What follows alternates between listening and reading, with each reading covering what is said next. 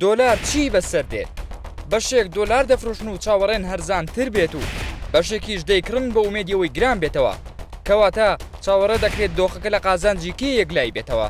دوای گەڕانەوەی محەممەد شیاع سوودانی لە گەشتەکەی لە ئەمریکا کە بە گوێرەی بۆچوونی شارەزایان تا ڕادەیەکی باش سەرکەوتوو بوو، ڕۆژ لە دوای ڕۆژبەهای دۆلار بەرامبەر دینار دادەبەزێت. ئەویش بەهۆیەوەی ئەمریکا بڕیاری داوە پشتیوانی حکوومەتەکەی سوودانی لە ڕووی ئابووریەوە و لە نێویدا لە پێدانی دۆلار بکات. ئەمەش وای کردووە بازاری دۆلاری عێراق بە جۆرێک سەقامگیری بەخۆی و ببینێت و بەهاکەشی دابەزێت. بە جۆرێک ئەمڕۆ هەر 100 دۆلارێک بە 146,000 دینار مامەڵەی پێوە کراوە و ئەمە لە کاتێکدایە پێش سەردانەکە بەسەر و 148,000 مامەڵەی پێوە دەکرا.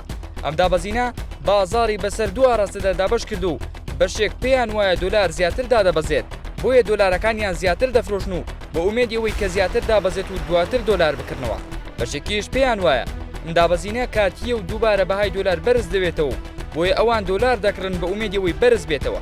بە پێشیکردنەوەی چاودێران ئەگەر دۆخەکە وەک ئێستا بەردەوام بێت، ئەگەری دابەزین لە چاو بەرز بوونەوەی بەهای دۆلار زیاترە و بە جۆرێک پێیان وایە تا نزیک 142,000ش ئەگەری هەیە دابەزێت. بەڵام هەر گۆڕانکارێک لە هەڵوێستی ئەمریکا لەبارەی سیاسەتی دارایی بەرامبەر عێراق بەهۆی قاچاقچەتی دۆلار بۆ ئێران دروست ببێت، وا دەکات بە پێچەوانەوە بەهای دۆلار بەرز بێتەوە. سوودانی لە ئەمریکا بەڵێنی بە بەرپرسانی دارایی و ئابووری و ئیدارەی بایدن داوە کە کۆنتڕۆڵی قاچاقچەتی دۆلار بۆ ئێران دەکەن و بە چڕیش چاودێری ئەو بانکانە دەکەن کە گومانیان لەسەرا دۆلار بە ئێران دەفرۆشن.